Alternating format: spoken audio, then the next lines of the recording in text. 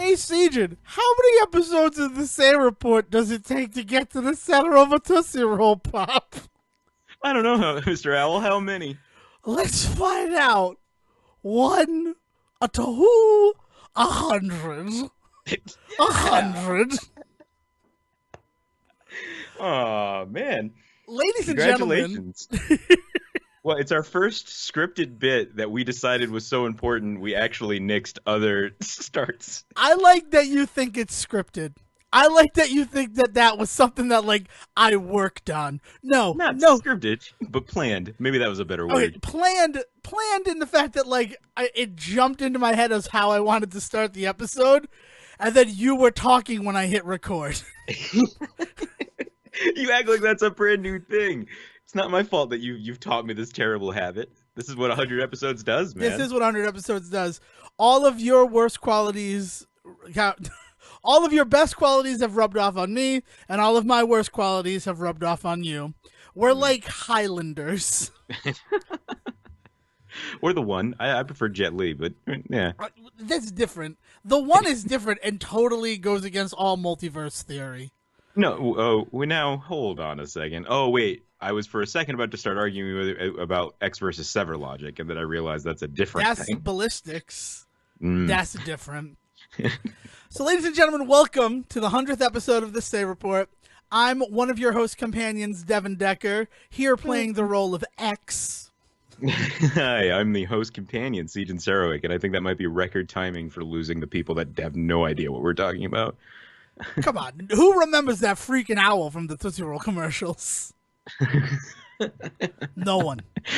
That's Oh, who. man. He did end up destitute. He did. He lost all his teeth, which is hard Well- for a bird to do. But he was just so kind. Everybody kept coming to him with candy, and he never ate their candy. Yes, he did. Well, all he did was eat all he their ever did was eat the candy. candy. I feel like you sponsored him for like a bank loan or like a student loan. So you're sitting there like, yeah, but he never ate the candy. Yeah, he did. Yeah, you know what?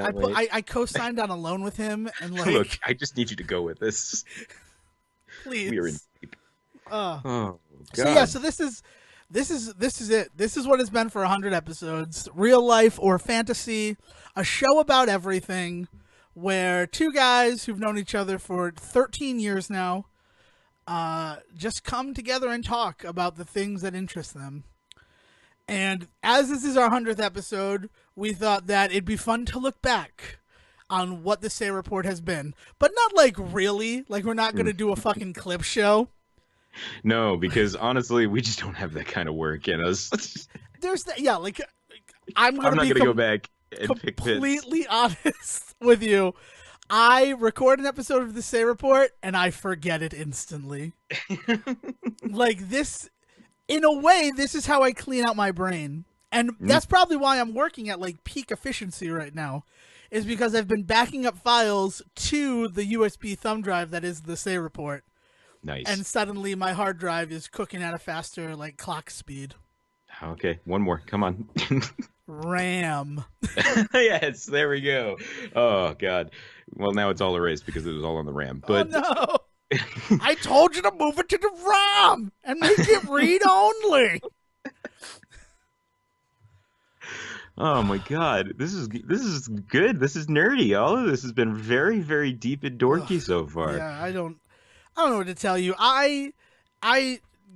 Today was a great day at work. Like, very rarely do I have a day as great as today was at work. And then I met up with my friend Robert Fox, shout out to Robert Fox, to drink, which we usually do the first, like, Friday we get paid in the month. Sure. And then I'm like, I want to have a drink with Robert so that when it's time to record the Say Report, I look and feel my best. And right now, I look and feel my absolute best. Nice. I'm very, very proud of you, Devon. I've decided to become much more critical here in the Say Report, and not of like the world, but of us specifically. So I'm gonna keep watching us with a very critical lens tonight and critiquing what we do. That's what I've decided. That's good. That's a fun character to develop for the 100th episode. I'm going to be hypercritical. So this is like an intro because we're going to have anyone who's ever spoke on the Say Report is going to be joining us tonight. after our little intro here. So that should be fun, right? I'm excited. Yes. Going to have some fun stuff happening. But this what I want to talk about in our brief little intro, if you'll indulge me, is Once Upon a Deadpool. Oh, sure. We need to hit a random topic for the week, and I think that if anything, this is actually pretty on the nose for us. Yeah, what do you got? Totally on the nose for us because Devon Decker, as heard on Serowik Report, I don't know, sometime in May this year. So let's say 72. Yeah, sure. Hated Deadpool 2. I absolutely hated Deadpool 2. Much to the chagrin of Siege and Serowik. Siege was quite upset at the fact that I hated Deadpool 2. Yeah. I fucking loved Once Upon a Deadpool. Yeah. Because that is a movie, and it's rare that I watch a movie and my thought is, you know what this movie could benefit from? An edit. It's rare, but it's not unheard of. Like, that's Peter Jackson and Quentin Tarantino to me every time I sit down nowadays. And I bet I could benefit from viewing other directors in that light, but I would say that that's not a completely unheard of thought here. Right. But Deadpool 2, I mean, my biggest problem is that they felt like they were trying too hard. And the reason why I felt that is everybody just got to riff.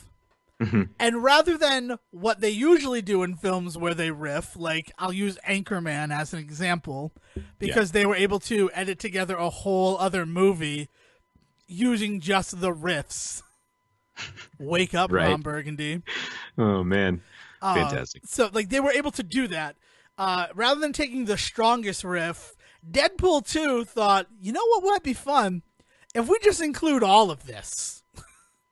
Yeah. If T.J. Miller goes for 10 minutes on a baby penis, and we include those whole 10 minutes uninterrupted, people will love that. And I did not love that. But when you edit the movie down to just the funniest riffs, or the family-friendliest riffs, which, what a fucking crock of shit that Once Upon a Deadpool is family-friendly. It's PG-13 still. Yeah. They don't say fucking there's no blood. That. Yeah. But it was great. Like, the editing was really good, and the added framing device with Fred Savage, like, hilarious. Perfect. But, like, I need you to know that, like, I don't know, I had, like, tricked myself into thinking it would be a completely different movie. And then as soon as it kicked into Deadpool 2, I'm like, oh, yeah, it's not going to be a completely different movie. No, like, no. It's still going to be the main meat and potatoes of Deadpool 2, and my heart sank just a little bit. Just like this tiny bit, like, oh no, I made a mistake. What have I done? But then as it continued and I saw how they edited it and where they tightened things up, I really loved it. So I am a huge proponent of Once Upon a Deadpool. And they're also lucky that Deadpool is the kind of character who can get away with that. Yeah, like, you couldn't have Captain America narrate one of his movies. Exactly, right. There's a lot of really built-in convenience with Deadpool when it comes to this sort of nonsense. And I think the other thing is that, like, because I hated Deadpool 2 so much and had, like, blanked it from my memory, when Cable showed up, I squealed with joy and was like, oh, fuck, Cable's in this? Good. Fantastic. So, yeah. I'm glad that you enjoyed it. So I would like to give the stamp of approval to the story that exists in Deadpool 2 when viewed through the lens of Once Upon a Deadpool. Yeah. I'm really interested, though, in because you're not the kind of guy that's really down for, like, censoring things. You know, like, this is kind of been a hot button issue. This has been a real hot button issue between you and me. Well, you know, and not in the sense where it's been like Devon versus Siegen, but like we have definitely had some conversations about shit that has not made us happy, right? And it's really interesting the way that this gets approached, right? Again, framing device. It's all about how this was really framed. The idea of it being for charity, the idea that they were going to get some this story bit in there with Fred Savage, like for a thing that they had to do that could have come across as very slimy and shitty. It has a very distinct not sliminess to it, which is great. Yeah, they did a really good job framing what they were doing. But also on that discussion of censorship, I knew going in, I made a choice to watch this movie. Mm-hmm. And my big argument regarding censorship is part of being an adult is realizing that there's things in the world you're not going to agree with. Right. Or things that upset you, things that make you feel uncomfortable. For sure. And we live in a country specifically built on allowing that sort of thing. Yes, right? exactly. Because there are other countries where, like, that kind of stuff, their government says, and now you die. Like, I'm going to be blunt about it, but it's true. Yeah. There are countries in this world where, oh, you did this, it made people uncomfortable, and now you die. Right. So I have a real problem. I couldn't tell if that was a burp or confusion. It was just like the heaviness of the statement. Confusion. The heaviness of my statement really just collapsed upon me. that like we do live in a free country. We're allowed to say and do things and get offended by things, right? Like that's like those are the American ideals. But the other thing is that like things can offend you, but you shouldn't ruin other people's fun. You should be like, I don't like this thing, so I'm not going to interact with it. I do that plenty of times. I don't watch reality dance competitions because I don't enjoy them. Yeah, they feel exploitive of people's art. So I don't watch them. Now, there are other things in this world that are hotter button issues than dancing competitions, and I understand that. But if I can take something relatively low-key and just avoid it, I don't see why other people have to make such a big deal about something that offends them existing in the world and demand its complete removal. Yeah. And, I mean, Deadpool 2, I didn't like it. It's not like I said, I want you, I didn't call up Fox and say, hey, yo, Fox, it's Devon Decker. I didn't like Deadpool 2 because I thought it was a little gratuitous with the improvisation and the riffing. Give us a version that doesn't have that. And then Fox didn't counter with, well, we'll do that, but we're also going to have to take out all the violence. Yeah. Like, that didn't happen. Right. This is just, like, really what it is. It is a slimy tactic to re-release a movie during the time where families go see movies. Right. And try to make more money. They really cleaned it up. Right. In a movie where you have a very built-in PG-13 audience because there isn't a kid out there after the reaction to Deadpool that isn't going to try and see this movie. So why, it was a pretty surefire bet for, like, a quote-unquote risky move. It was a pretty surefire bet on Fox's part putting this movie out. Exactly. And that's it. So that's the thing. So, like, I am pretty anti-censorship because I don't see why one person being offended should, mean nobody gets to witness something. But Deadpool 2 still exists. Deadpool 2, the super duper deluxe edition still exists. And now we have this edition as well. Like, and I'm all for that. I'm all for, like, different editions of things. Of course. Yeah, of course, like, man. Like, variety is the spice of life. I think that's a pretty damn good segue you just made us hop onto. Variety being a spice of life is a pretty damn good segue.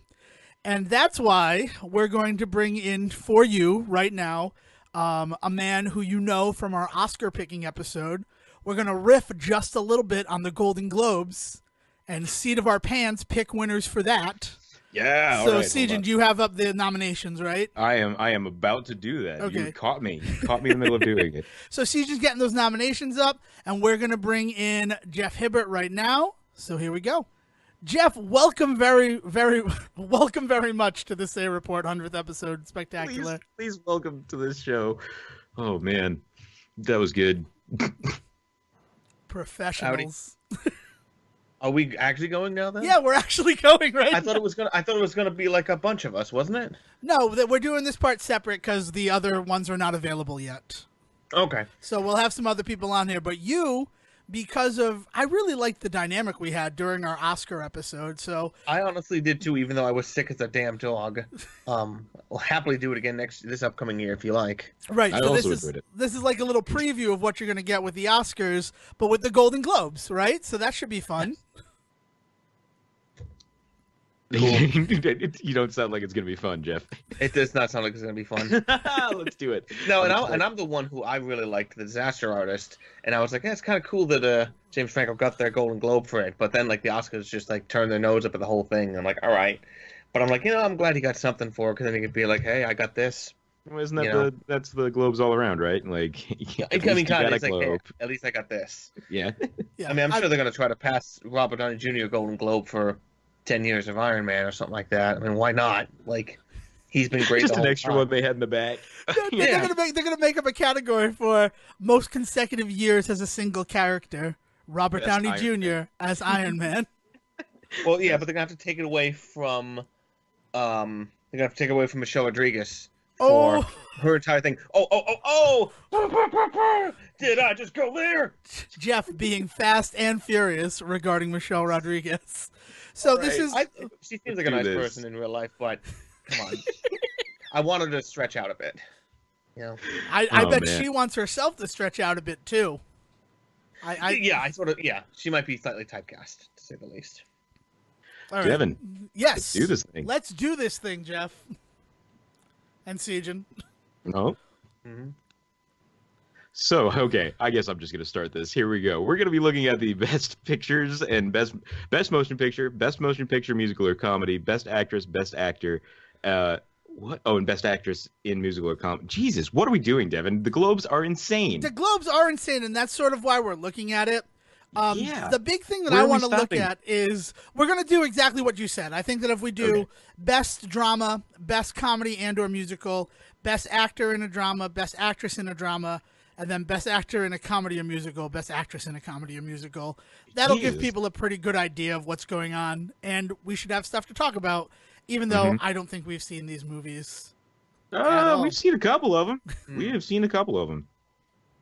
So let's start off with, I mean, I've got a list pulled up where best motion pictures is right at the top. Are we just starting at the top Yeah, we're just and going going to down? start from the top. Yeah. This is...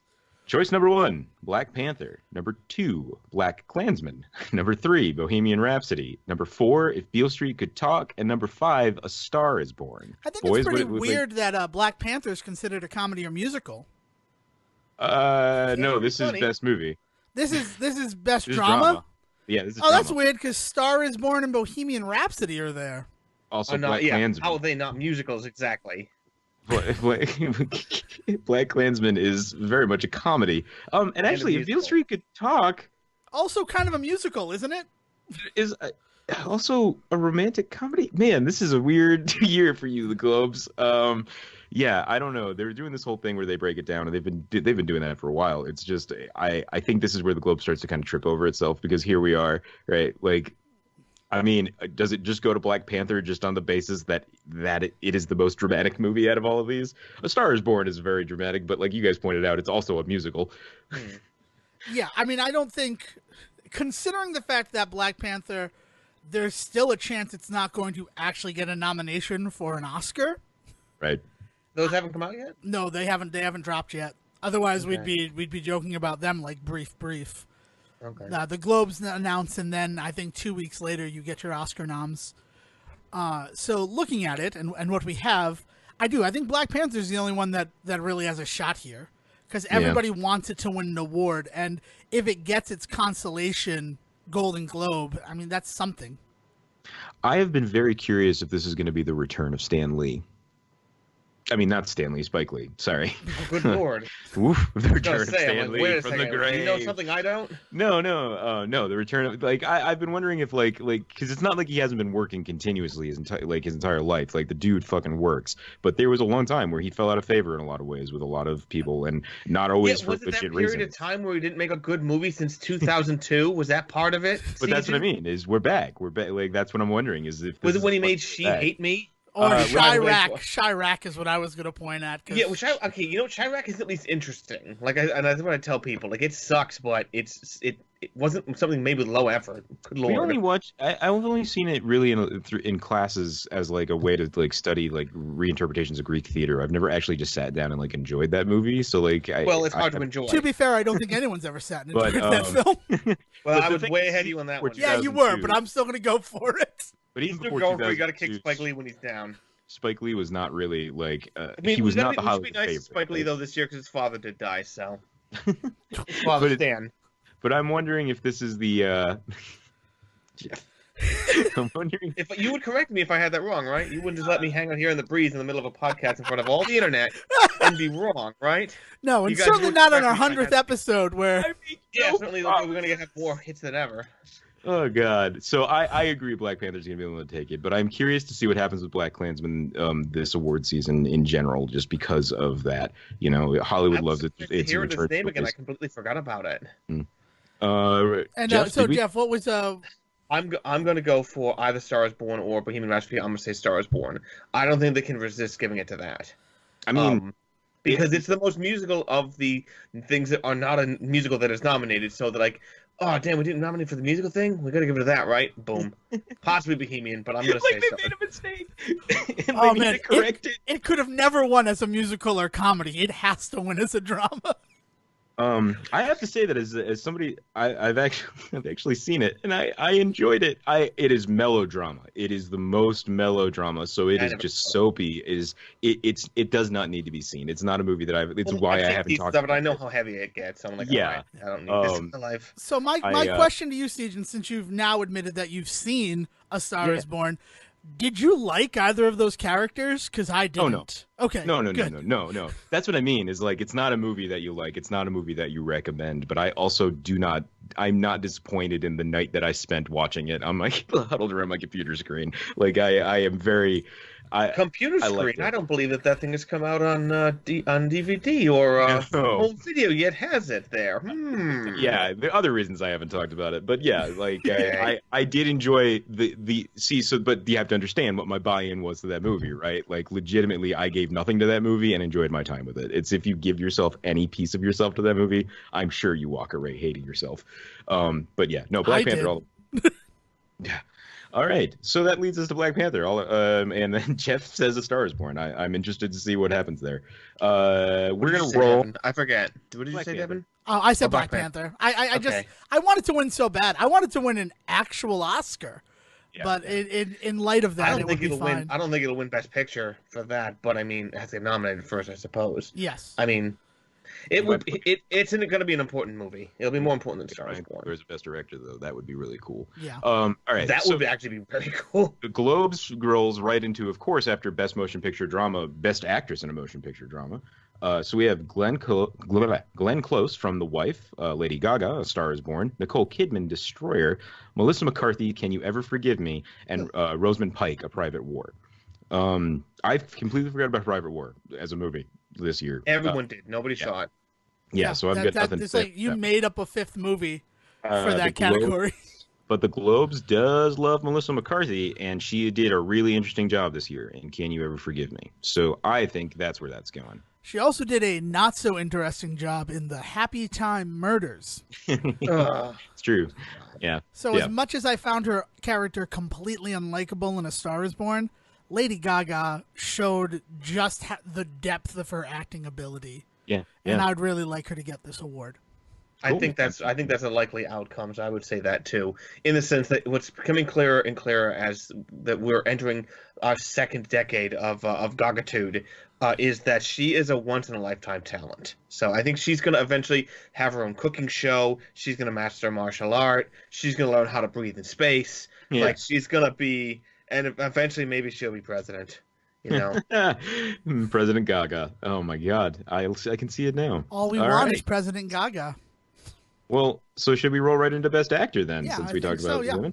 We're looking at Bradley Cooper in A Star Is Born, Willem Dafoe at Eternity's Gate, Lucas Hedges, Boy Erased, Rami Malek, Bohemian Rhapsody, and John David Washington for Black Klansman. I am really interested in seeing Bradley Cooper get it, but I can't tell if that's just because of how much I just like Bradley Cooper. Like I have no opinion anywhere about but yeah. I think that's probably that's where they're gonna throw something to Bohemian Rhapsody if they don't give the big picture. Yeah, because people have been saying that it's that's such a performance, and it's like again a sort of a once in a lifetime thing, and he nice to walk away with that with something. So yeah, it's been paid attention to for sure. Yeah, I mean the fact that people did not know that it was Rami Malek until the end of the movie, like collective gasp in the theater where I saw it when they're like, "Oh my God, that's the guy from Mr. Robot." Nice. Well, if you were in my theater, you'd be, "Oh my God, that's the guy from Nightly Museum 3." Also, technically true. Yeah. No, that's the guy from Larry Crown. Let's keep naming stuff else that he was in. That's the guy from that one episode of Salute Your Shorts, maybe. He played I don't know. Pinsky. No, he didn't. Yes, no, he did not. No, you guys remember it was going to be Sacha Baron Cohen? And it's like, look, I like Sacha Baron Cohen as a performer, despite the fact that he's made some terrible movies. The fact of the matter is, though, Sacha Baron Cohen was older than Freddie Mercury ever was. So it would have been weird. Well, if it was a movie about the end of his life. Yeah, it was the same thing when they thought... he's like, I'm 18. It'd be like, I can't believe you're not 60, all right? So, get out of here with that. But I mean, even a long time before that, it was Johnny Depp, and I mean, same problem. Like by the time Johnny Depp was going to get around to playing Freddie Mercury, he was already Johnny Depp plays younger than he is. Yeah, that's fair. He could still pass as someone who's like 37 or something, just because that must be all that wine or something. So all that it's the same thing with like Ryan Reynolds playing a little younger than he does, or like Andrew Garfield playing way younger than he is. Right. He's like 70 or something. I think he got the part in Hacksaw Ridge because he actually was in World War II. He's like, I remember this. Yeah, I can do this from memory, man. I got this. Yeah. I was at this battle. This guy saved my life. Yes. Let's lighten the load a little bit. Let's talk about some musicals and comedies. We're looking at Best Picture for musical or comedy: Crazy Rich Asians, The Favorite, Green Book, Mary Poppins Returns, and Vice. What the fuck is Mary Poppins Returns doing on this list? Okay, but neither of us have seen either of those, so I'm looking forward to Vice, but I don't think I can't say it's going to get it until I see it because it kind of turned out to be not that great. I think it'd be cool if Crazy Rich Asians walked away with something. Because I think it gets it. I am firmly in the camp that believes it's going to get it. It had. It's anecdotal, but nobody shut up about that movie around me all year. No, yeah, people who true. haven't even seen it. And it's one of the things where it's like it's grown in my estimation as I've thought about it because of all the things it failed to do wrong. It's not even the movie's just it's funny and light and fun, and it's just like. They have that stupid Jennifer Lopez one coming out next week. That's like, are we dating this episode incredibly by me saying that, or no? It's like the second plan or whatever, and it's like second act, the best romantic comedy of the year, second act, whatever, best romantic comedy of the year. And I was like, have we even had one? Oh wait, we had Crazy Rich Asians, which when you call it a romantic comedy seems unfair because it's so much better than that. Right? Yeah. So I mean, this is going to be a sweep from the three of us that Crazy Rich Asians should win it, and if only because it's the only comedy or musical that I feel is nominated in the category of comedy or musical. Yeah.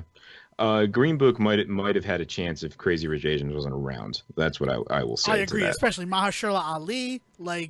I want him to win all the awards, but I think Crazy Rich Asians was just too powerful this year. For sure.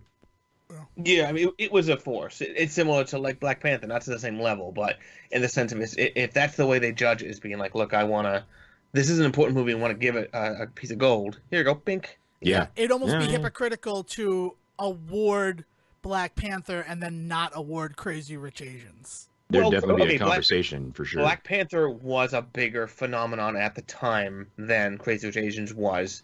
And Black Panther came out in February when movies are kind of maybe it's because it came out when things are more fallow. It was the top of the box office for 6 weeks. Crazy Rich Asians wasn't. It was 2 or 3 maybe. It was a big deal. It was one of the big hits of the summer in a thing where it didn't have a single robot explosion, something or other. It didn't have one robot peeing on John Turturro. So I'm gonna have to edit that into it. Not even one. I find it hard to believe there was not a single robot in that film, though. Yeah. Like, there's got to be a Roomba or something. Jesus. All right. So Crazy Rich Asians all around then. Excellent. Right. Next thing we're looking at is Best Actress in Musical or Comedy. We have Emily Blunt, Mary Poppins Returns. There it is again. Olivia Colman, The Favorite. Elsie Fisher, 8th Grade. Charlize Theron, Tully. And Constance Wu, Crazy Rich Asians. Ooh. I thought 8th Grade came out last year. Nope, definitely came out this year. Oh, no. Sorry, I'm thinking of, there was like 13. There was a different one last year. You're thinking about the one that had Haley Steinfeld, right? Yeah. Edge of 17. Edge of 17. That was ages ago now. Yeah, no Stevie Nicks in that movie, surprisingly. No. I forgot Tully even came out this year, so there's that. That is. Tully was a Diablo Cody film. It's Charlize Theron's on. Cool. That should definitely get some. So Diablo Cody has another career to make 6 or 7 dreadful movies. That would be fun. So not that one then. I think we're Crazy Rich Asians. I think Constance Wu is going to pick this one up. I think they're going to throw it at Emily Blunt. Yeah.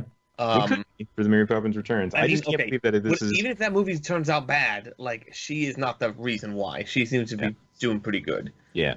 So I'm going to say Elsie Fisher, because she is the reason that 8th grade worked. Yeah. She was such a good... You didn't think she was acting. It just felt like, here's this person on screen. This kid. It made it feel real until you saw Bo Burnham as her father. But the problem is that, I don't know if you know, she's not actually a kid. She's like 44. She just has dwarfism. And she's got that Benjamin Button disease that makes her age backwards. See, that's the trick. That's you gotta a real get one thing. of them Benjamin Button kids. You gotta get one of them. Once they born one of them, they just put them in a vault for like 70 years and be like, then dude, you're the going to be great. fact that she is 80 years old and played that role so believably. Yes, but the fact of the matter is that she remembers all this stuff. It's just the fact that now they all have iPads instead of writing on chalk slates. It'd be like, oh, well, it's essentially the same thing. She didn't have to bring her sock in from home to erase the board. Yeah. The one family sock. So, Devon, where once you... the boys become teenagers, you got to throw away the sock afterwards because there's just no using it after that. Jesus. Masturbation jokes! So I'm going with Elsie Fisher. All right, Elsie Fisher. So, okay, 3 split on that one. Yes. Excellent. All right, here we go, boys. Last one. Best Actor, Motion Picture, Musical, or Comedy. Christian Bale, Vice. Lin-Manuel Miranda, Mary Poppins Returns. Viggo Mortensen, Green Book. Robert Redford, The Old Man and the Gun. And John C. Reilly, Stan and Ollie. This is the most difficult category for me. I will tell you that right now. What was the movie for John C. Reilly? Stan and Ollie. It's the one all about Abbott and Costello. Yeah. It's like it's also it's actually it looks super good. Have not seen it yet. I thought for a second you were going to tell me that he was nominated for Holmes and Watson. Holmes and on my entire computer. God, no. Stan and Ollie. Steve Coogan plays plays Abbott, and he plays Costello. And it looks phenomenal. But Robert Redford, Old Man and the Gun. First of all. Is that a comedy or musical? I didn't think it was a comedy. I haven't seen it, so I can't tell you for sure. But the impression I got was not comedies, but maybe that's where that falls. Viggo Mortensen, I take a little bit of issue with because that movie is so dependent on the two of them. Yeah, that's what I have an issue with a lot. Like, wasn't Mahershala Ali also nominated for it, or did he already get something? He got something last year, didn't he? Whatever, he's got awards before. He knows what he's got his thing. But it's where, like, I had that big issue with the Oscars with Fences, where Denzel Washington got nominated for Best Actor, and she got nominated for Best Supporting Actress. And I'm like, in the movie about the same amount of time. And it's their story. That got her Oscar, and she's like, I'm bet it weighs the same amount, and it has, I think, paved the way for what will be the rest of her career, hopefully, because she deserves it. So she's really great. I 100% agree, but it's just like, that's always that thing that makes me pause and say, How is this exactly a supporting role when I'm in 85% of this? Yeah. So I'm trying to think of another example of something like that. Where it was someone was like, oh, what about a supporting role for Jennifer Jason Leigh in The Hateful Eight? And it's like, well, okay, she's in the entire movie, but she also falls well into the background for a lot of it. So that is actually more justifiable than it is with Fences, where in Fences, it would be like saying, Ryan Reynolds is a supporting actor in Buried. It'd be like, yeah, sure. Buried references. Wow, man, deep pull on that one. When I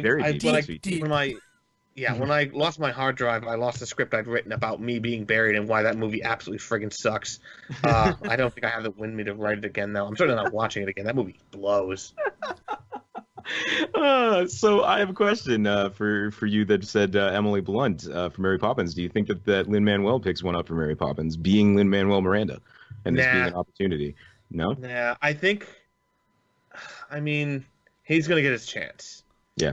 I think he's going to get a chance some other time. I don't think they have to do it this time. Yeah. He's obviously not embodying a previous act in the same way as Emily Blunt is. Right. He's taking a slightly different tack at the same character, which I think casting him as Dick Van Dyke's part is amazing. Yeah. I think that's a great idea. I'm like, this is terrific. So, yeah. But I don't think that's enough to make him get it. Maybe he'll take it. I don't think so. Yeah, I don't know. This is a hard list. I think I'm going to go with John C. Reilly, though. I have a lot of love for the idea of an Abbott and Costello bio, especially one that it's PG. Like, I don't remember the last time that like a historic biopic came out that like The Straight Story was J. With which one? The Straight Story is it was a movie from '99. It's a G-rated biopic. Yeah, I don't know if it's a right. biopic, but a true story. Right. It's one of those things that I remember when I was a kid, we used to watch these kinds of movies all the time, and I don't think that we could do that nowadays. Nowadays, every time a biopic comes out, it always ends in like suicide and drug abuse and stuff. Well, right? because everyone who they make a biopic about is always about the scene where they get their penis Right. pierced. Right. So this has been one that I've been really kind of oddly supportive of, just because it's like the type of film that it is, I feel like doesn't exist much anymore, and so I'm super excited for it. So I hope John C. Reilly picks this one up, because it'd be really good for the movie to get some recognition this year. Well, how long is it until he gets the? Well, he's going to get an Oscar, right? Yeah, he has he an got Oscar it for Chicago. Chicago. You got a supporting for Chicago, right? Chicago. So he needs to get a Grammy, an Emmy, and a Tony, and a Nickelodeon Kids' Choice Award, and then he'll have the whole set. And yeah, I think they call that the NEGOT, right? Yes. It's the Negate. Oh God. Well, there's Starting two to sound like G's. a bad There's word. two G's. Uh-oh. All right, Devin, where are you? Can I hear? I know Lin-Manuel Miranda, Viggo Mortensen, blah, blah, blah, the one that we just said, John C. Reilly. Who are the other two? Oh, Robert Christian Redford? Bale and Robert And Redford. Christian Bale. Yeah. Honestly, I saw the trailer for Vice and I recognized everyone except for Christian Bale. Yeah. And I really hate to like give him credit for that, but of these, But that's exactly of what these happened things, last year with the Oscars with Gary Oldman. Yeah. Not that his performance wasn't great, but it didn't look like Gary Oldman at all. Yeah. Literally, I'm there watching the trailer, and I'm like, so who'd they get? Who's this? Christian Bale. It's like, what? And then you look really, really close, and you can see it. Yeah, And it's like, but that's the kind of guy he was. That he is Christian Bale. He just does stuff For like sure. that. Yeah, he just Like when he was in The Big Short, he's got like the eye thing, and I'm like, is he just doing that? Did he like literally delocate one of his eyes or something? I'm just like, I don't get it. He's got to get it for something eventually, because otherwise he's just gonna go like Leo, and I have to go sleep in a dead water buffalo for 6 years until I finally get one, and they're just never gonna find him again. yeah. He's gonna remake 127 hours and actually get his arm cut in the bowl and actually cut it off. As much as And I then- want to give it to John C. Reilly, because I do support Stan and Ollie 100%, and I love that he's able to do stuff like that and something as stupid as Holmes and Watson, I'm going to just throw my hat behind Christian Bale. Sure. So where did you land, Jeff? Say what? Where did you land? Who were they? It was it wasn't gonna be Lin-Manuel. Who were they again? I'm sorry. Viggo Mortensen, Robert Redford, John C. Reilly, and Christian Bale. Of those, I think it's gonna be Christian Bale. Then I guess. I haven't seen the movie. I don't. The other ones is like I haven't seen them yet, so I think it's gonna be that. I don't think it'll be Lin-Manuel Miranda. Maybe John C. Reilly's time. That'd be kind of cool, but I think it'll be Christian Bale. Cool. All right, boys. Well, there it is. There you have it. So, yeah, The so that's globes remain weird. The Globes, yeah. That's the reason why I wanted to do it. I know that it was kind of a left turn for you, Jeff, but they're weird. They're like a weird thing, and it really, that's what people should be pointing at when they talk about... The whole distinction between musical and comedy and drama is obviously utterly nonsensical when we have two musicals in with the drama, and we don't have it. Mary Poppins Returns is with the musical, right? So it's like, what's the friggin' difference? Obviously, that's not a drama, or maybe it is a bit of drama, but that whole line is utterly fatuous. It should just be like the NFL, and the NFC, and the AFC. It's like these are the ones getting this one, and this one's getting this one. And they both get a ring. It's that arbitrary. Yeah, Yeah. for sure. And that's why, like, this is what people should point at. You should point out, everybody talks about how, like, awards really don't mean anything, and they try to, like, cite the Oscars. But unfortunately, for all of their missteps, the Oscars do a semi-good job at For sure. presenting. Some of the time. Yeah. But as you know, Devin, there's one award ceremony that is even worse than the Oscars that I personally don't like. And maybe someday I'll start my own podcast about that. So, mysteries. You know what I'm talking about. I do know what you're talking about, and I would love to hear you go off on those, because you're someday not when I wrong. have, I thought you yeah, fucking wrote it. maybe I'll try to actually do it this year if I can squirrel some time. All right. So, Jeff, thank you very much for coming by our 100th episode. Is there anything you want to say to the listeners right now before we let you go for this, or? Eat a bunch of beef. I don't know. Because they keep saying, like, hey, stop with the greenhouse gases or whatever. It takes too much to do this farming. So I'm like, okay, let's eat them cows. You know? That's the way to fix it, right? I think I have that right. Ladies and gentlemen, Jeff Hibbert. All right, so Jeff and us looking at the Golden Globes for really the first time ever. Yes, that was, yeah, man. I forgot how weird the Globes get, and I forgot how weird we can get. So I'm glad we brought those two together. You know what it is? The only reason I really wanted to talk about the Golden Globes is we talked about Bohemian Rhapsody and its like Oscar potential. Yeah. And then the next day it got nominated as Best Drama at the Golden Globes. Yeah. No, like, for sure. What are you talking about? But now that we've talked about the Golden Globes, it's time to bring in our own little, I don't know, misfit toys of the award show game. Sejan, do you want to introduce our spin-off own little partner? Golden Globes? Come on in, little Emmys. All right. Here we go, everybody. We're bringing on the Say Report Junior crew today. Hey, Say Reporters. We got Thank you for saying that, but I'm sorry. I just thank you for saying that because I almost had to say the Golden Globes joke myself. I don't think we were supposed to talk yet. I know we weren't, but it was killing me. You both failed. You both failed. It wouldn't be Say Report Junior of anything if we didn't ruin an introduction. That was your introduction. That was the moment where you were supposed to come in. So where he said, come in, our little Emmys.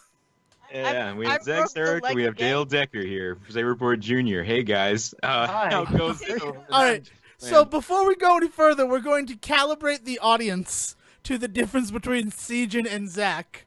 Sejan, please read the magic phrase that I emailed to you earlier today. Hold on. Did you really email him? No, I was really just hoping he would say something, and then Zack would have to say the same I was gonna thing. say, did you email me a phrase? 'Cause I didn't get anything. I was waiting for like the quick brown fox jumps over the lazy dog. That's all I needed. That's all I needed. Everybody shut up. Everybody shut up. I got it right here, Devon. Here you go. Okay. This was a smart choice. Ingredients: milk chocolate, lactose, peanuts, sugar, dextrose, salt, TBHQ, and citric acid to maintain freshness. That's Sejan. Now, Zack, you please repeat the magic phrase. Please repeat it exactly word for word. I don't remember it, but I can tell you the recipe for Al Roker's mother's sweet potato poon. I believe there's sweet potatoes, marshmallows, pineapples, brown sugar. So basically, Sejan has a deep voice while Zack does not. Hey, wait, hold on. Oh. My heart. I mean, I'm going to be honest. The first time I heard both of your voices on recording, that's how I differentiated. I've heard our voices on recording, and all I ever hear from my voice is bass, bass, bass. Because you're all about that bass. No treble. About that bass. I will say, the first time I heard you guys talk, I was like, what the heck? Oh, you should have seen us growing up. People would call the house, and no one could tell if it was me, Sejan, or our father answering the phone, which made for great opening conversation. I was going to say the difference between Zack and Sejan is milk chocolate chip cookies, and Zack is sweet potato poon. Oh, man. Oh, Devon, I feel so flattered, I think. Well, I don't know how I feel. Isn't that the ingredients you read? I will say that I've always had a hard time differentiating between Dayle and Devon on recording as well. It's real simple. I have a high voice and she has a real low voice. There it is. Exactly. Yeah, a really low one, and I realized that's Dayle. Yeah. To be fair, there have been times when we've recorded episodes of Junior where Dayle will say something, and I'll be like, that was Devon. Devon was just on the line for a minute there. You know how I tell the difference, Zack? I tell the difference because whichever one's not talking about Teenage Mutant Ninja Turtles is probably Dayle. I don't know. I've gotten Dayle to talk about Teenage Mutant Ninja Turtles before. I'm gonna and be DuckTales honest. in the same conversation? Not and DuckTales. I will See, give there you you that. go. I'm just so you know, I am currently sitting here with a Donatello hat on my head, and my avatar picture is a baby Donatello. So You have a brand, is what you're saying. Yeah. You have a brand that you're I was also going to point out that Dayle just recently put together all of her TMNT comic books. Mm-hmm. She rebagged and boarded them. That's beautiful. That is beautiful. Take care of your shit, kids. Yeah, so we normally do this thing, and we kind of just get into what we've been up to. And Devon's already kind of given us a taste of what he's been doing. But I have a very special thing that I wanted to talk about that I did for our very special episode. Oh, really? Well, why yeah. Am I didn't- terrified? it's not necessarily. Let me put it this way: I didn't necessarily choose to do it for this episode, but when I realized that the stars were aligning, that I was going to do something last night before coming on and recording the 100th episode of this show with Devon, no matter what the format was going to be, I was going to get to talk about this. I just thought, like, this is it. This is perfect. It's honestly the best Christmas gift I've ever gotten. My girlfriend got it for me, and it was beautiful. And I literally cried last night at it. I got to go see Kevin Smith again for the second time in my life. Oh, that's very Oh, nice. that's right. You did. Yeah, it was awesome. I got to go see. I went to an evening with Kevin Smith last night. He was doing a couple of podcast recordings after the show, and then like he did his whole evening thing, and we got to go to the big show, and it was glorious. It was awesome. It was everything that you probably think. There was nerds galore there that did not understand when he says, "I want to know a question." You know, Comic-Con fever hits, and everybody was like, like asking the dumbest, most personal questions ever. Yeah. Some I don't dude have a straight up. question. This is more of a comment. I would just like to say. I will say your that he issue with handled- Daredevil. Yeah, exactly. He handled everything about it with, like, you know, plum and grace, because that's who he is. This dude next to me straight up got up and asked, "Now that Stan Lee's died, who are you waiting for to kick the bucket next?" Like, What? Wow. so words, Wow. but essentially asked that question, and he answered it and went on for 30 minutes about something really, really cool. That he like saved that question, because the second that dude asked it, everybody in the room, you could feel like everybody's asshole clenched, and they were just like, Well, "What the yeah. fuck just happened?" Yes. But no, Smith took it and he just fucking ran with it, because that's what he does. But it was amazing. It was so much fun. Yeah. Yeah, That's man. the first time that I you've thought- seen him like that, right? Because Yes. the other Yeah. time you Well, saw him was a well, signing. I've got recordings when I was Yeah. younger. Yeah, because when we saw him at the signing was one thing, but like I've got recordings of him doing the evening as Kevin Smith stuff as far back as 2002, 2003, I think, when he first started doing them. And like I've always loved them, but it has always had that weird feel to it, where like I just want to hear him, but he is so dependent on his fans, and some of his fans are just they didn't age well. Let's put it that way. You know what I mean? Well, this He's is like done a his- really Is this What? his first like major kind of talking tour and all of this since his surgery and Oh yeah, everything? it's Is this, like, literally his called first the "I'm major- Not Dead" tour. Yeah, Right. yes. Oh, yeah. And he talked a little bit about that, because he always talks about personal stuff. I mean, he got up there on stage, and actually the first thing he talked about is that his mom's not doing well, and like he opened a comedy show talking about that, and even he had pointed out, like, I know this probably isn't the way to do this, but this is how I cope, right? So like the whole "I'm Not Dead" tour is all based around him, like talking a little bit about the hospital stuff and getting out there in front of fans. The dude's lost like a ton of weight. Like he got on stage and he was almost unrecognizable. It's funny because I never realized how short he really is, despite the fact seeing him in person before and all that sort of stuff. Because like, I don't know, if you're a big guy and you're short, like you make up for it by being a big guy, right? But if you're 90 pounds and you're short, suddenly it's real obvious. So like, he got I on wouldn't know stage what and I that was feels just like. I'm "Okay, sorry. there's a child in here." Yeah. You're real funny for a guy that's only like 2 inches taller than me. Yeah, but how much thinner than you is he? Well, I did not get cursed by the gypsy, so I have like a whole. No, you sort got of cursed by the extra shit gypsy. with She the just said fencing. balder. oh, jeez. Okay. And it's Shit, officially- gloves are off when the siblings are around. Okay. Yeah. But yeah, it was really awesome. I got to go see him last night. Heard him talk about some really cool stuff. He read a scene from that he wrote for Jay and Silent Bob reboot, which is going to be. He talked all about it, and he's just like, it's going to be the same movie, guys, because that's the joke, is that it's the same movie. But I know everybody's going to hate it because it's the same movie. And everybody there was just like, no, that's fucking hilarious. And then he read the scene, and it is the scene with Brody in the comic shop in the beginning, explaining to them what a comic book movie is, except it's the exact same conversation, just about what reboots are. Like literal same beats and Nice. everything. And like, it was hilarious. It was just hilarious. Sounds Take a pretty bunch of good. bad shots at Ben Affleck about Oh, Batman. exactly. Yes, a lot of in what he read already shots at Ben Affleck. It was amazing. No, it was so it was really cool and really exciting. And like I said, I couldn't believe I got to do it, and then come here and tell you guys, brag to you guys that I got to do this on our 100th episode. It was such perfect timing. All right, so Yeah. I don't want to take the That's wind out of your sails at all. But ladies always and gentlemen, Kevin Smith. Playing Silent Bob, so he'll Yeah. say one word. Yeah. No. I just remember, like, you talk about those early DVDs that he did, the original Evening with Kevin Smith's, and I think about when my father and I saw him at URI in Edwards Auditorium in 2001, And you talk about how his fans haven't aged well. My father heckled the shit out of him. and it was like this moment where, like, you know your parents, right? And you know what your parents are capable of. But you don't think that your father in a room full of college-age students is going to heckle the guy. And then it turns into an actual dialogue between the two of them. So that will always and forever be my Kevin Smith, like, live show memory.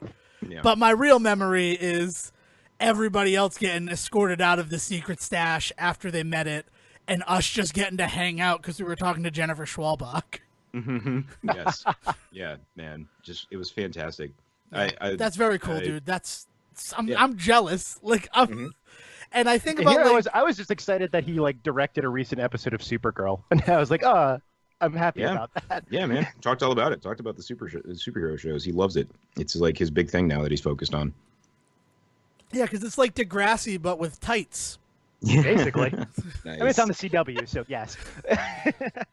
So what do you kids get up to? What it is. I watched Drop Dead Gorgeous recently. Fantastic. And Dayle, what have you been doing? No. Oh, man. No, I've actually never seen that movie. What is that available on? I mean, nowhere. I did not watch it legally, unfortunately. I did look for it on, like, YouTube and other stuff. Like, I've got Google credits, so I was going to pay for it. Ladies and gentlemen, they're definitely related. Did something happen during the Golden Globes talk that I missed? Hey, look at that. He's a smart one, this cookie.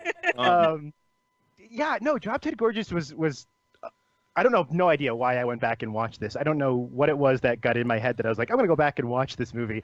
But I decided to sit down and watch it. And for anybody who's never seen it, which would not be surprising, because it came out in 1999, a buck wild year of movies that I didn't realize.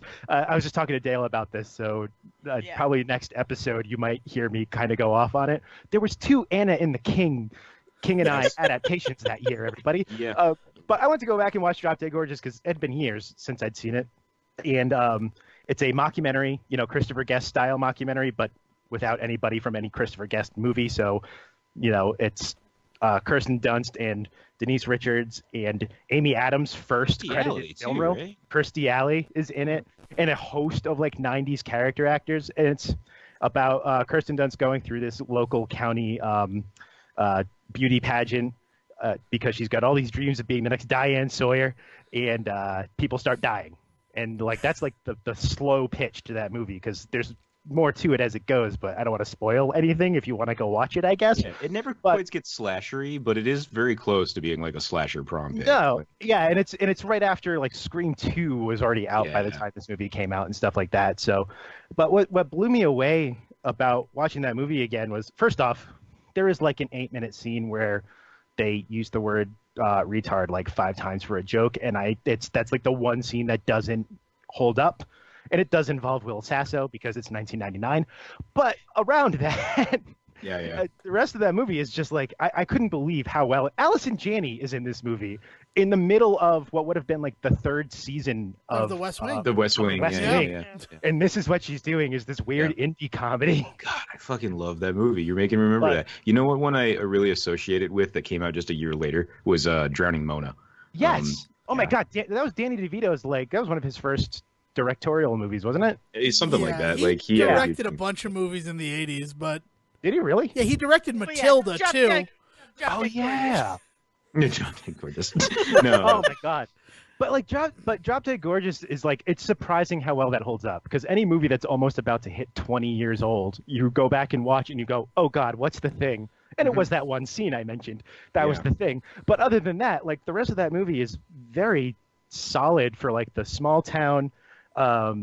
This is your one chance out of this small town, and as a woman, it has to be a beauty pageant out of, like, I think it's Minnesota is the state they're in, and they even have there's this, like, couple of people that come in that are running a cosmetics, like, model line, and I don't know if any of you guys, Siegen, we went to the same schools, obviously, so you might remember this.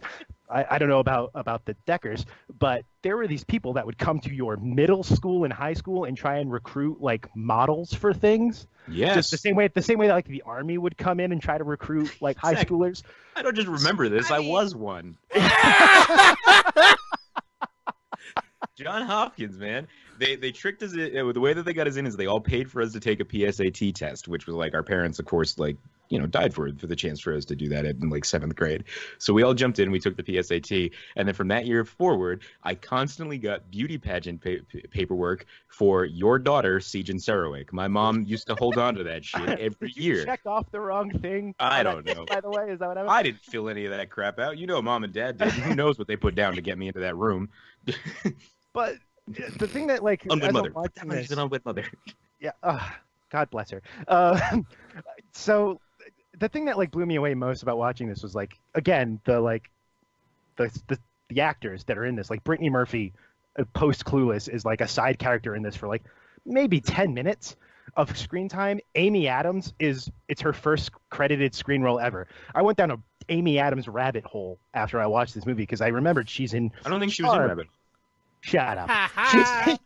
She's in an episode of Charmed, an episode of Smallville. She's in episodes of West Wing, again with Allison Janney.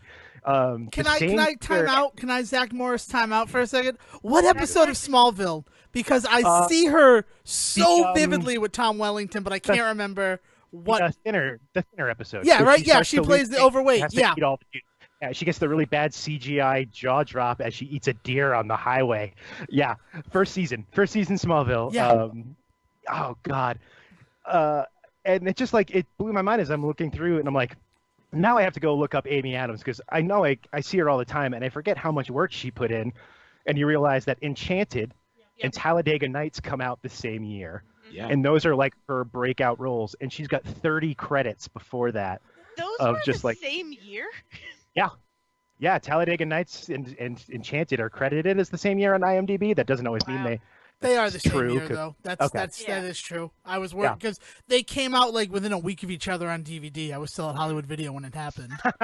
Nice. Yeah, when you were listing all the Amy Adams credits before Enchanted, I was like, this isn't real. This can't be real.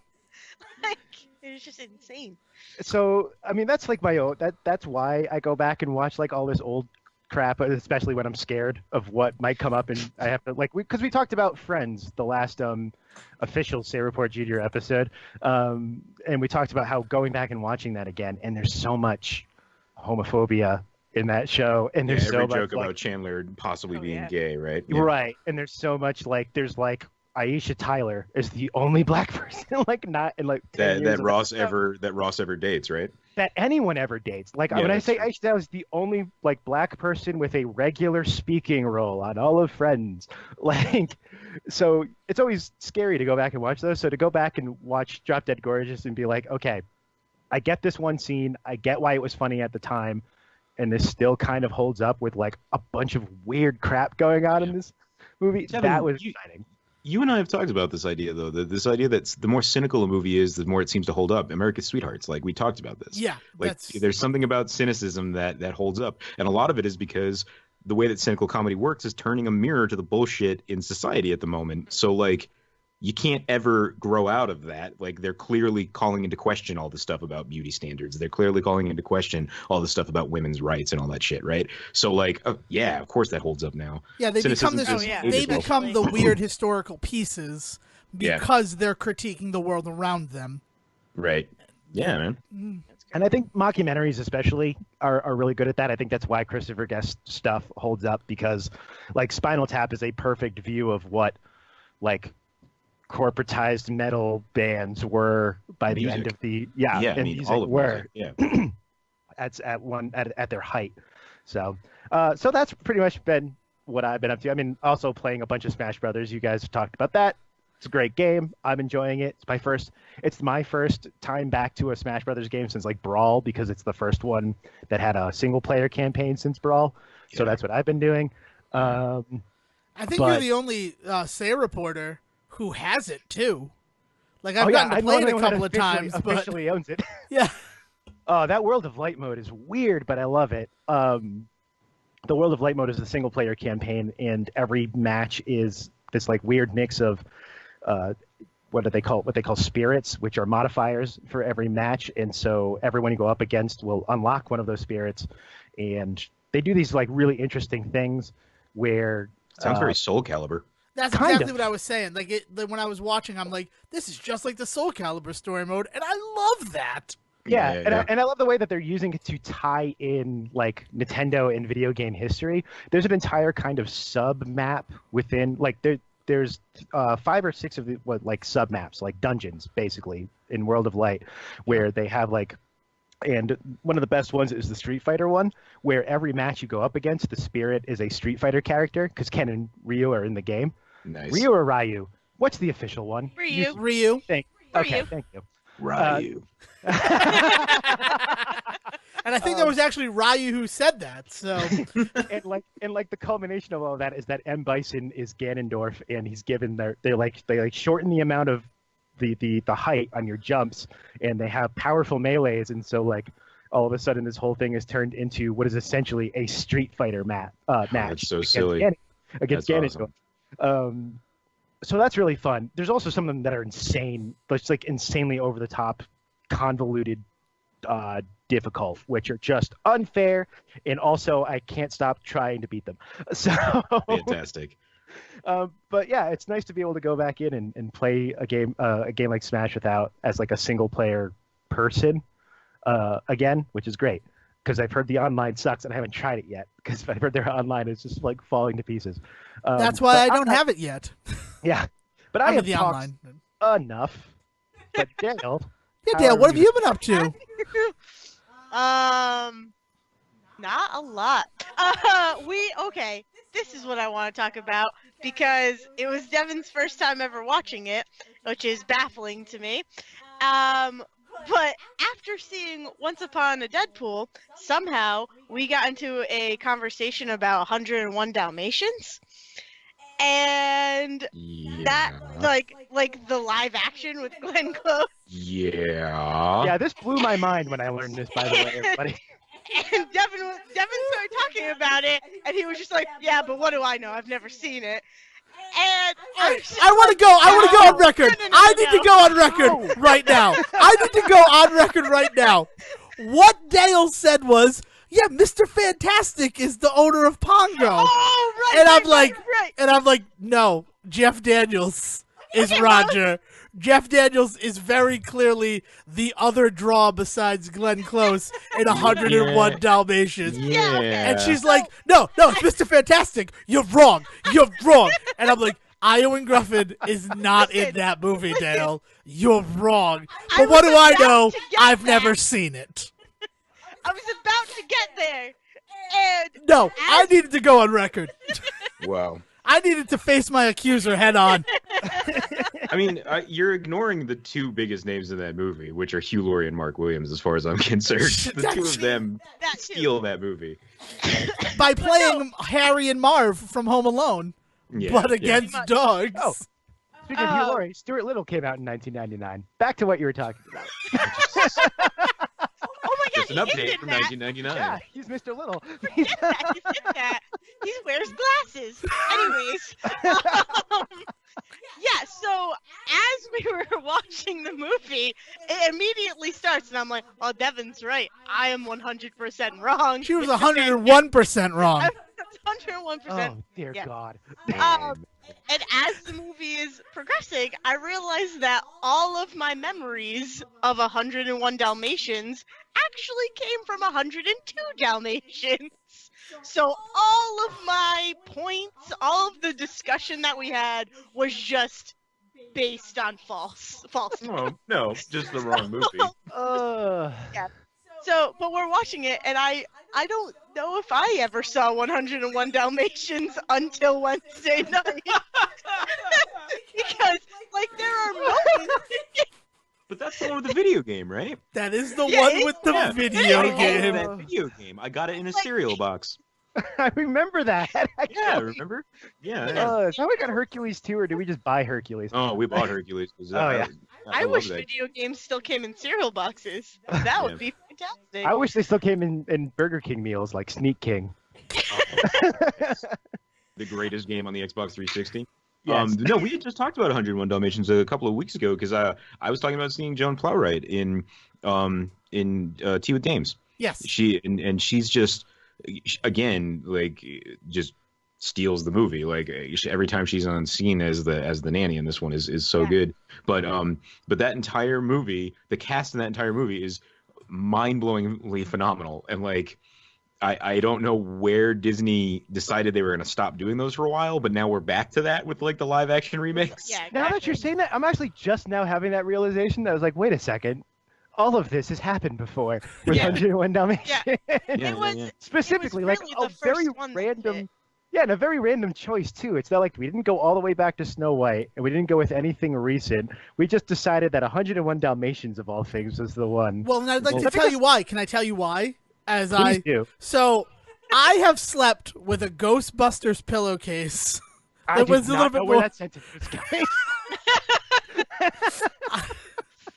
I have slept with a Ghostbusters pillowcase that I have had since I was a child And for a picture of Joan years. Plowright. For years and years and years. That pillowcase is finally falling apart. So I needed to replace it. And the pillowcase that I replaced it with is of Patch on one side and Rolly on the other. It is 101 Dalmatians pillowcase from when I was, I'll say like 5, right? So 91. Yeah.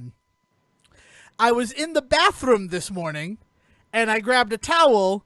It was 101 Dalmatians towel from when I was 5.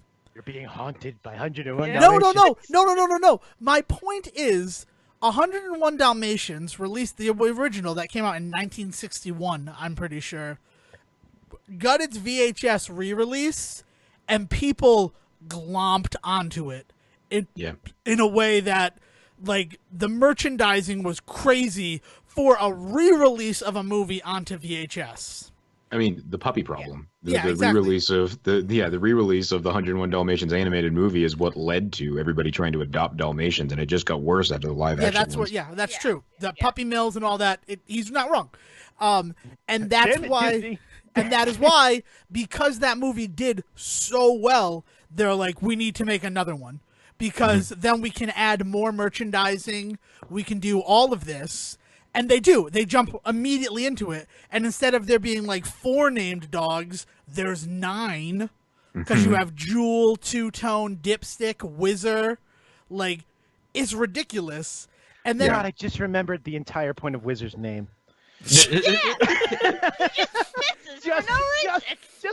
Just came Well, rushing back to me. But if you think like this like live action remake thing is like a new thing though, right? Like think about the idea that Disney's always had this kind of in their DNA. They tried even doing like the remakes with things like Hook, right? Like where they were telling these stories before. And like Disney has always tried to do live action versions of their stuff in some way or another. It's only recently that things have started to hit really well. Well, you know, you like say that Jungle Book and- but this one definitely hit. I mean, Oh, yes. 101 Dalmatians. which is why you get 102 Dalmatians that does not hit. Well, and it's John. Well, it hit me. The other thing about the 101 Dalmatians 96, John Hughes wrote it. The reason it feels like Horace and Jasper are Harry and Marv is because it literally is just a retread of Home Alone. For all intents and purposes, 101 Dalmatians is Home Alone 3. I'm sorry. I've actually But just it's way I'm literally better. learning this information right now, which is like explaining a lot. And- Just like having a moment. Okay. And Anyway. and it is his most profitable film for John Hughes in terms of money that he made because he got a portion of the merchandise. Oh Jesus! And Did the that merchandise extend for into that the movie- animated series or whatever? I don't know if it extended to the animated series where Cadpig finally got animated because she's a character from the novel. And that's the other thing. Like, there's this transcendence for 101 Dalmatians that people forget that it's a novel. Yeah. Like, it feels like an original Disney story. But People it's like not. Zack didn't know it was a novel. Yeah, that's what I'm saying. So- Zach. I'm not surprised. I'm not surprised when you say that, but also I did not know. Yeah, I The didn't cynical know what it person in was me to say. wants to point to what you were saying, Zach, with all the different named dogs and stuff. Like, the reason they exist is literally because he was going to get merchandising rights. So you better fucking believe he was going to create as many named puppies they could so that every time they sold one. You know what I mean? Yeah, no, absolutely.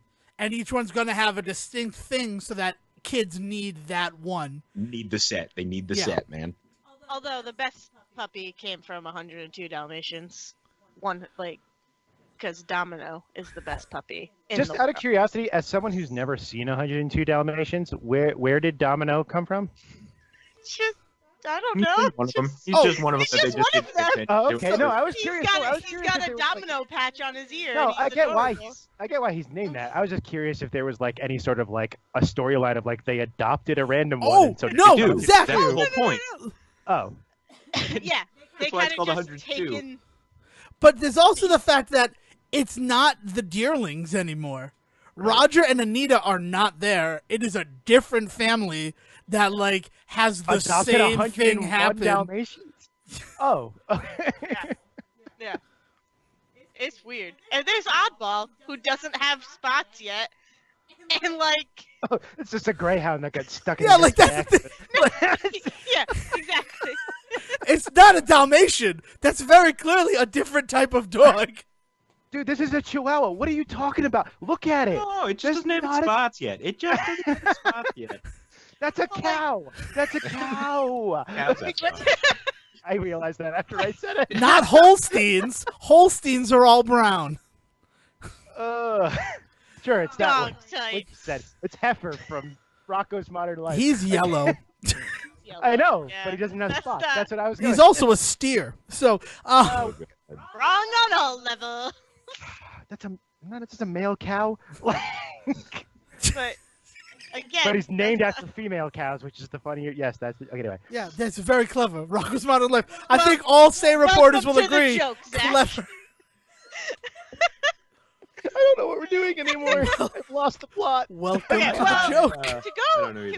can I just bring up back to Oddball and Yes, marketing please. and whatnot? Yes, bring us back. I to the- just like talk about marketing and stuff that definitely hit with me. I had a toy of Oddball that if you took an ice cube and put it in a little pouch that came with it and like rubbed it over her fur, spots appeared. So like I got to live 102 Dalmatians in real life over and over again. How does that? until the Okay, toy hold on. broke Again, because as the someone who's spots not she seen, made. as someone who's not seen the movie, did she just get really cold one day and then all of a sudden she had spots? What is that? What? Oh no! So it's weird.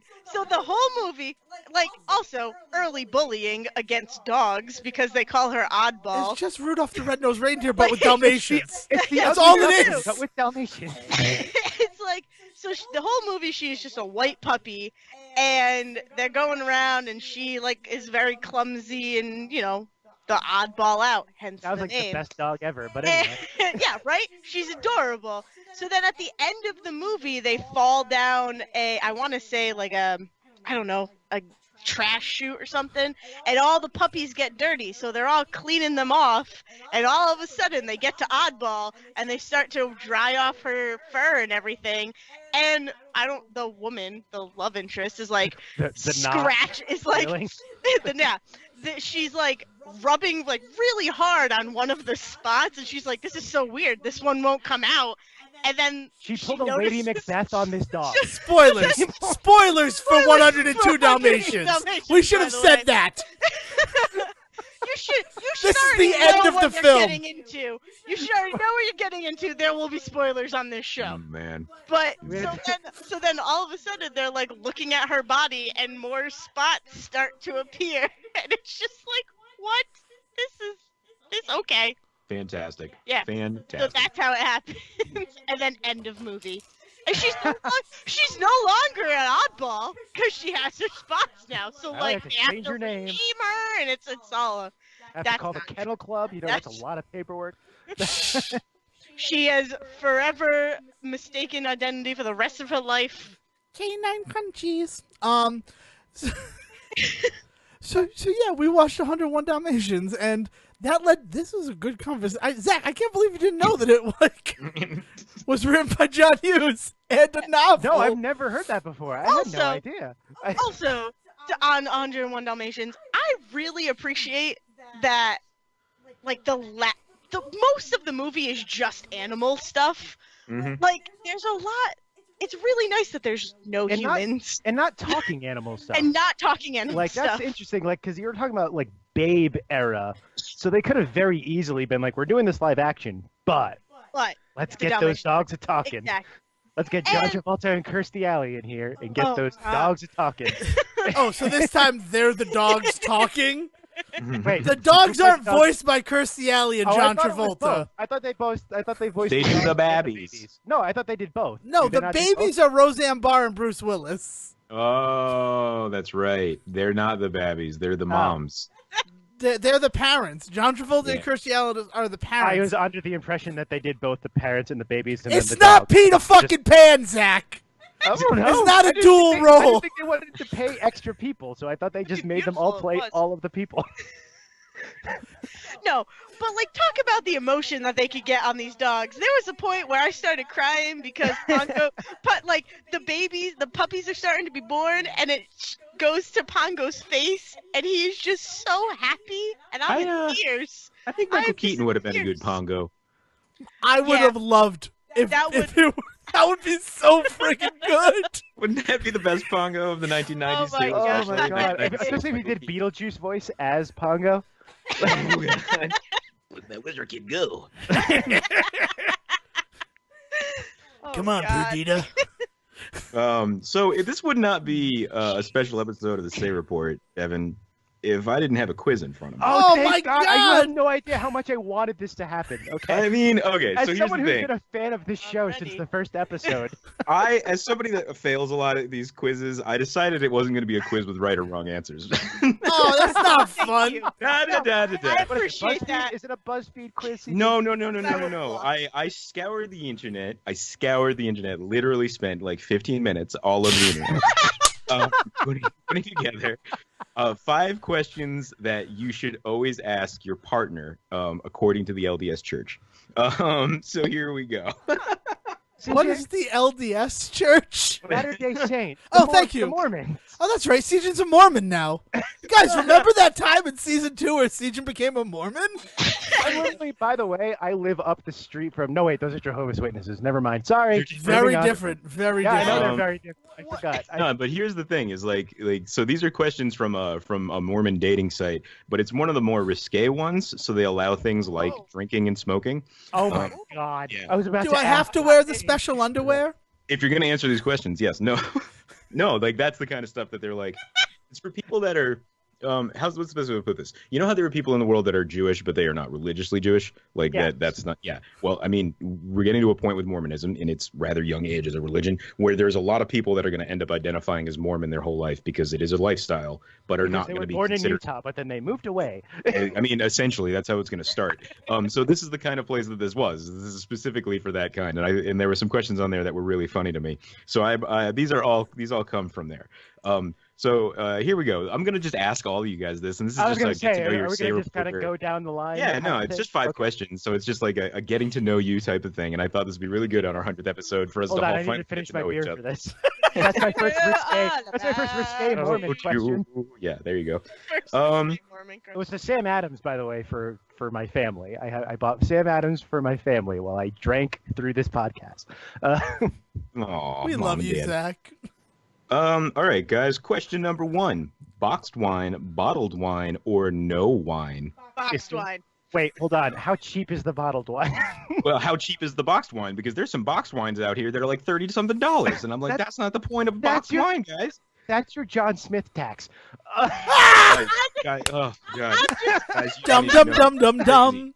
Do you know what I just learned last night? Bottled Tom? wine, by the way, is my No answer. matter how big your drink is, there cannot be more than 2 ounces of alcohol in it. So there could be 4 different types of alcohol, but then it has to be a half an ounce shot of each. And they actually monitor that stuff with like meters on bottles. Susan, I there's did not one know- day- I live in New Mexico. There's one day where my bartender handed me a pint glass that was nothing but alcohol from top to bottom because he misread his ticket, and I got very drunk in one drink. I miss booze. No, but I am very much I will be a boxed wine. I will lead the charge on this boxed wine all the way. I'm just gonna say, there's nothing like taking the bag out of the box and Play just slap the holding bag. it. What are you doing? No, but that too. Party at the No, Decker's house. just holding the spigot like over your head, There's nothing like and just shotgunning opening it that and letting bag it go. by holding it above your head, jab a pocket knife into it, and just Yep. let it. It's all over. I at Dude, least have the it's decency to put it in my amazing. Winnie the Pooh coffee mug. God damn it. There you go. Box Devin? wine. I- 100%. I have to go box wine because every time that I've had wine on a date, it's been boxed wine. It's just Where are more you going and portable. serving boxed wine. I'm bringing it, Zach. I'm stopping at the Packy on the way to the theater, and we're sneaking in a bottle of boxed wine. A bottle That's of the kind of boxed class wine. date you get That's when you the go out with date. Devin. That's the Dick. date. I want to. Okay, I'm sorry. I'm the only one that said bottled, so I have to feel like I have to defend Dude, myself. the I'm not- best part about the box is Dale's right. You could take the bag out. Yeah. The No, I'm not box. against So boxed you wine. put it in your I'm purse, and then you. Oh yeah, drinking wine. Best part And out of his Zach- purse. The only I'm one not that picks against boxed bottle. wine. There's nothing wrong with boxed wine, but I It's just live near a. fancy pants. I Except no, I you live said near. bottled. Here's the thing. No, here's the thing. I live near a supermarket that is named Food Basket, but it's called Food Casket by the people in town because it's the. Yeah, you know what I can get there? I can get 2 bottles of wine for $7. So you know. Ain't nothing wrong with a bottle of $3 Chuck. I'll give you that. You're not Exactly. wrong. No. I'm not opposed to it. It's just not what I normally buy. We all know who the bougie one in the group is now. We've so- always known that. Question number Food 2. Basket customer. All right, ladies and gents. In real life, IRL, what's your starting Pokemon? Bulbasaur. Okay. Does it have to Damn. be one that is a starter, No. or could it be any Pokemon? I mean, it has to be a starter, so it probably should be like a level 1. I'm not gonna let you say No, like no, fuck but, Charizard. No, but like, there are Yeah, specifically, yeah, like, yeah. Okay, 7 hold Pokemon on. to choose from if you're going. all right, with I got starter. this one. I I'm want to not go first here. I protective. want to go first You can here. have any Pokemon you want. I want to go first here. I'm taking my answer back if that's the parameters. Because I know exactly what your answer will be. It'll be Eevee. Shut up, Zach. It could have been the answer based on the other parameters because Eevee's a starter, and Let's Go Pikachu and Eevee. Exactly. So that was I- Bulbasaur was a dumb answer. All over Reg- I assumed he meant the original 3. I'm sorry. This was not the question I thought we were all gonna fight about, guys. All right, I'm going first. Carvana. Okay. Because- what type is that? Carvana is a water type that evolves into Sharpedo, Okay. and Sharpedo swims twice as fast as any other Pokemon when you teach it surf. And I love it. It's weird, but like ever since I've discovered Pokemon randomizers where you can choose the starters, God. I have Yeah, always so started fun. with Carvana. Nice, very nice. Zach, what did you say? I mean, normally I would go with Squirtle, but if I can choose literally any Pokemon, it might be Mr. Mime. God. Because when I was playing Let's Go Oh, and no. Mr. Mime was following this, Mr. Mime is just a dude that follows behind you making elaborate hand motions, Yeah. and it's kind of funny. So, I mean, if I can choose any Pokemon, I am starting with Mr. Mime. Okay. Dale, what did you say? Eevee? Is that what we settled on? No. Because now that it can be any Pokemon, I'm going with Beldum. Wait, Because really? yeah, 100%. What kind Okay, of we have Pokemon done- is? How So many Bel- episodes together? And this is a surprise to me. I know. No, I know. It's crazy. That's but what the Beldum, questions are all about. we Getting to learned know on the- you. No, Beldum is a steel type, and so I did not play Pokemon when it first started. And so when I played Alpha Sapphire, I think is when you get given a shiny Beldum, and I had no idea what it was. I was like, "What the hell is this bullet of a Pokemon?" And then I used They it. handed you, the professor like, handed you a "Here's this gun bullet." and said, "Go hunting." Yeah, no. So no, and it evolves into Matang and then into Metagross, and I just fell in love with it, and I think it's adorable, even though it's just a steel piece of metal, and I just it's picture this idea This of is a professor just phenomenal handing you to a me. hunk of rock, and saying, "This is a Pokemon. Go out there." And you go out there, and it's like, "Go!" And it just drops. And your entire battle plan is to just throw this hunk of Throw it, metal yeah. at a Pokemon until it passes out, and then you just take yeah, it with no. you. All right. But in Alpha Sapphire, you have the Mega Evolutions, and so if Like I a was like big losing a piece of metal? battle, if I was just losing a battle, I'd pop in Metagross, Mega Evolve it, and literally kill whatever was in front of me. And The you're only pissed off time because- Dayle, Okay. the only time Dayle has like destroyed me in a Pokemon battle is when she used Mega Metagross against me, because it's like a fucking flying saucer that is immune to everything. It was the worst moment ever. Can we all agree that Steel broke the Pokemon universe? Steel just was like, we have no idea what we're doing at this thing. And it's the second generation, so they broke it early. Oh, Fuel doesn't melt steel Pokemon. So question number 3. Oh wait, I didn't answer. You didn't answer. What's Yeah, yours? you didn't answer. Well, obviously the answer would be Pikachu because he's the only Pokemon that ever made me cry. Oh my god, you basic man. Hey. Oh, are you having a pumpkin spice latte in your North Face jacket with your Yeah, my Lululemons? Latte, I And got my my Pikachu Pikachu wine, that and I turns got my to me Pikachu. What do and you want? says, "I choose you," and then I bawl my fucking eyes out. Is it the voice of Ryan Reynolds? No, No. so it doesn't count. Sorry. No, it was some Japanese lady. All right. Question number 3. If you had to eat a crayon, what color would it be? I don't know what is going through these people's minds. What color did Homer Simpson shove up his nose that made him dumb for Smart? Oh, No, it was smart when they took it out. I feel like it was an orange. yeah, there you go. Orange crayon. I would have Dumb. preferred your answer be orange because it's also a fruit. Well, I honestly You almost took said that. I my almost went with purple because grape. Like, I would go with aquamarine because it's aquamarine. It's a good color. If anything's gonna be caught in my teeth, I want it to be aquamarine. Yeah. Yeah. Dale, mean, what you got? I'm balancing between like violet and turquoise. I'm gonna go turquoise. Yeah. Violet would have a floral sense to it, I would think. All right. There's no flavor. It's just wax. There's something about. The Does that mean it's not idea weird of for me to eating say that I would a choose turquoise flesh? Yeah, it's very weird that you. It's super weird that you There's a lot of choose. It's on to question. That's weird for a lot of reasons. One, because they had to change the name of that for racism. Two, because it's flesh. So it'd be a very old crayon. It'd be aged. It'd be a Yes. fine. It's also. It'd be I'm fine. disappointed none of us said macaroni and cheese because that's also a What food. color? Damn it! Damn you, Crayola. Oh, damn. Oh, speaking of which, did any of us play the Crayola like scooter Tony Hawk game? No one. What the fuck Damn are it! you I might buy talking that about? this week. Then. I wanted to.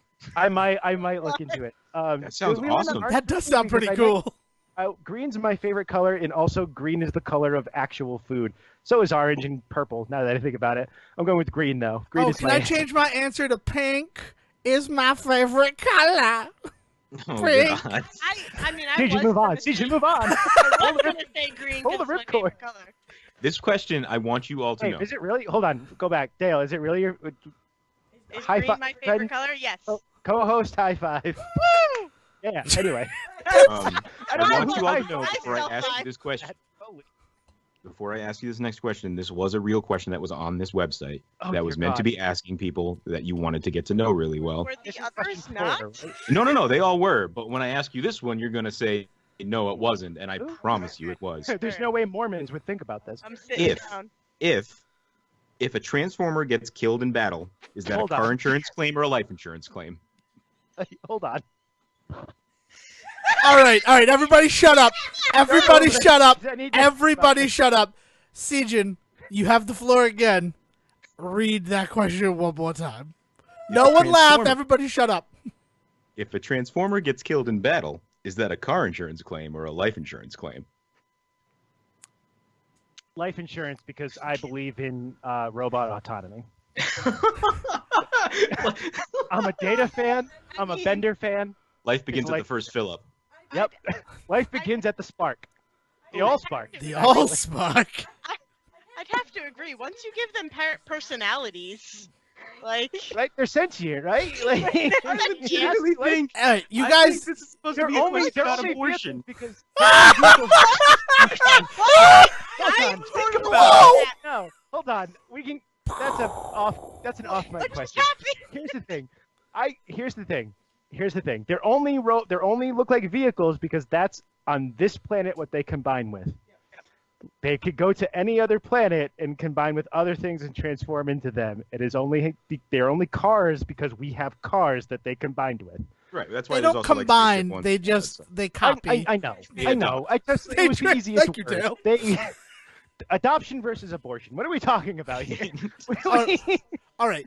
The unfortunate thing is, it depends on which mode they're in at the time of death. Like 100%. Wait, hold on. That's like saying if I'm drunk, I don't get to be. If there's a lip Covered wiki by- on board, then Oh wait, no. If No, I'm drunk, I'm if actually that's not if covered there's by a the car. pilot, then You're they're an automobile. That it's a car insurance claim. If there's no pilot, then no, that it's definitely life insurance. tell me that this is not a question that's supposed to mask a question about abortion. No, it's hold not. on. No. I have a better one for you. Google self-driving cars. When they get into an accident, is it an automobile claim? That's You don't Bam. know. They're still trying to figure that out. exactly. So trying to figure so out that's the why I problem don't think question. this is a thinly veiled Wait, attempt hold on. at abortion. I was trying to get us questioning. away from that. No, I have Devin. The pilots, the people who sit in the car don't control the car. The transformer is still driving. No, that's what he's saying. He's saying the Okay. transformer is alive because it does not have a person sitting in a steering wheel. But if And there is somebody pedals inside, to that But gets but if hurt, there's a passenger inside of it, it would become an automobile claim, not a I'm life sorry. Wait, insurance hold on. claim. Are we talking about? Hold on. I have to This go is back a for a real second. question. No, I have to go back for a second. I wanna make sure- Dale asking the right question right here. Hold on. I want to make sure I understand the question. Are we asking about the Autobot specifically, or are we talking about a person inside the Autobot getting I'm hurt? entirely honest. You don't This know? was an LDS dating website. I'm 100% sure they don't know what they were talking All about. right. So I no. So as someone who has extensively studied the Transformers mythos, in battle, The in battle, more than likely they're going to be in bot mode. They're not going to be in their alt mode. I mean, this is a loaded question because not all of them turn into cars, right? So like, Yes. there's no such thing as like a jet insurance claim. Right. If you- I take my jet theory insurance claim is back. that the government claims it was a weather balloon. I take my theory back completely. I don't think this is a thinly veiled abortion question. I think this is a question meant to weed out Devon. Okay. Oh shit! Devin's trying to Question. date Latter-day Saints people. This is a question meant to leave Zack on the sidewalk talking to himself about the question so much that everybody walks away. My thing is, what transformer is thinking that ahead, like that far ahead? And That's true. I can't You know what? walk. Yeah. All Oh, right. come on. What? Swindle. Like, is It's it- Dayle, aren't Dayle, they allow like me in to a tell you samurai something. Sure. mentality? Hold on. Like dying is honorable. Isn't that Prowl Hang is on. because Prowl is a samurai, but not. so? Dale, allow me to tell All you. I'm saying Sure. starts Hold on. me I'm gonna thinking like, I wonder if I should I'm pretty get some insurance on I'm myself. pretty sure the whole point of the the Autobots and Transformers is Is that they they so believe in believe that insurance? people should know. Oh. That they believe that there should not be casualties to their war. Like that is part of their entire makeup. I Is there, disagree. like- I disagree because the rallying cry of the Autobots is "till all are one."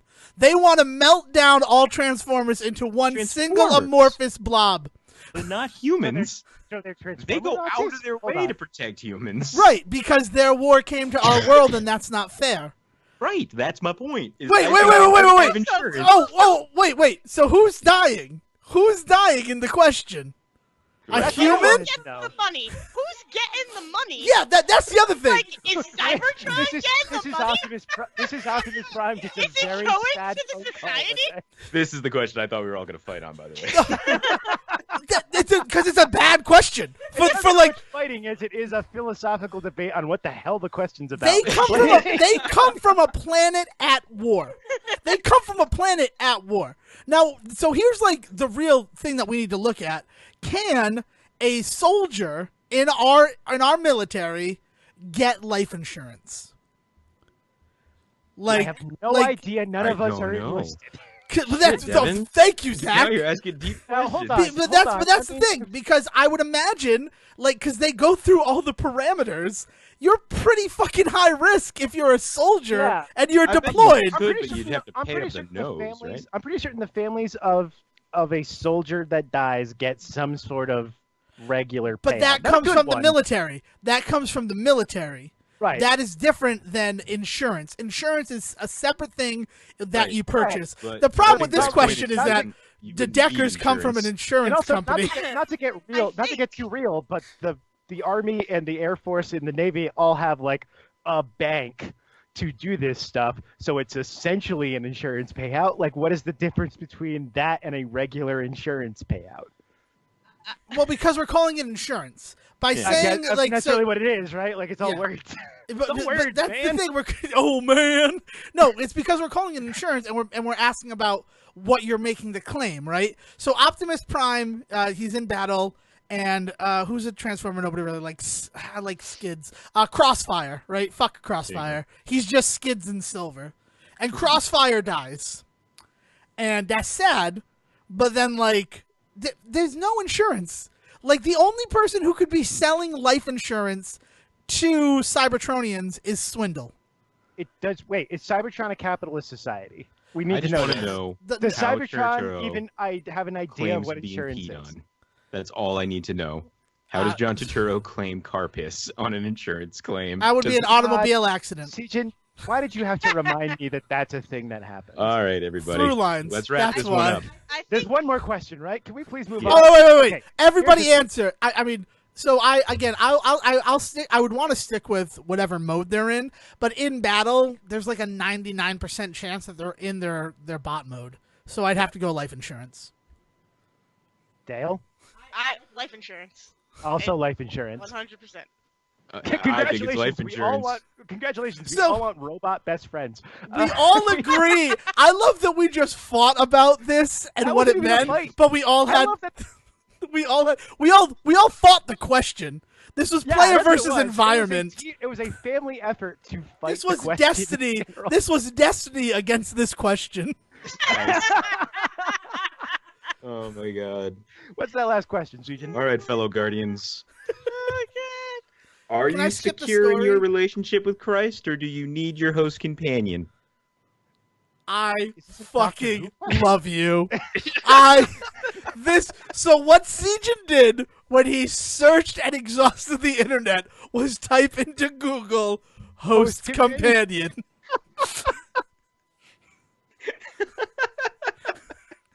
I mean, That's Dale and I entirely have what I never did. really gotten. Dale and I have never really gotten into religious questions on Junior, Yeah. so I actually Good have no idea night, how either of us would everybody. answer this. This is the line. No, Jesus. All right. Hold up. Again, everybody, You guys are all taking. this everybody one. quiet. Everybody quiet. I Everybody don't want to quiet. insult anybody. Everybody quiet. Everybody quiet. Shh. Devon Decker time. Sejin, please ask the question again, and then everyone here allow me to have the platform for 5 brief seconds. All right. Are you secure in your relationship with Christ, or do you need your host companion? Hi, this is Devon Decker from the Say Report. Usually we avoid hot button topics on this show, but Sejin decided to ask this question. If you're the type of person who finds himself easily offended about religious ideas and beliefs, now is the time to stop the podcast. Now that I have said that and given you fair warning, I will count backwards from 4, 3, 2, 1, and say that I am comfortable with my relationship with Christ, being the fact that he doesn't exist. Just like I'm comfortable with my relationship And with my Harry host Potter, companion, Dayle. Aslan, and Superman. They are all fictional characters, and I'm fine with them as fictional characters in relationship to Devon Decker. If anyone And- else wants to open and And also Father, Son, Holy Spirit. Like, what do you No. And you don't need Jesus because you have me. Oh, this whole thing was all of us, so that all of us could go, we all need Sejin. That's what the answer is. no, I think what he's trying to get at is that I I know need what my he's host doing. companion. I know what he's doing. The only problem, Sejin, is that you can't turn yourself into bread and wine. So Oh, that's true. That's very true. I do have plenty of bread and wine around me every time we record, though. that's so kind of And you. fish. Tons of fish. I don't want our parents getting mad at us, so I have my own answer to that. Is it your own answer, or is it some sort of sanitized answer because you know your parents are going to listen? Oh, Sure, don't whatever. play those head games. That's no fun. I just wanted to throw this one out there because I just wanted to say that after all of this, I don't think we all say this often enough, but I love you guys, and this has been a fantastic 100 episodes. It really has. And like as much fun as I have with Siegen every week recording this show, and I do. Like this is more than just a creative outlet for me. It is something that I look forward to. It is an interaction that I love. The thing that I love most about Serowik, and I'm about to cry, is that it brought together Dayle and Zack. Because Serowik Jr. was just a fucking joke that I made. And they recorded their first episode as our, like, 6th very special episode. And then they decided they wanted to keep doing it. And every Friday, I listen to the episode of Serowik Jr., and I get as infuriated and I laugh just as hard as with any other podcast.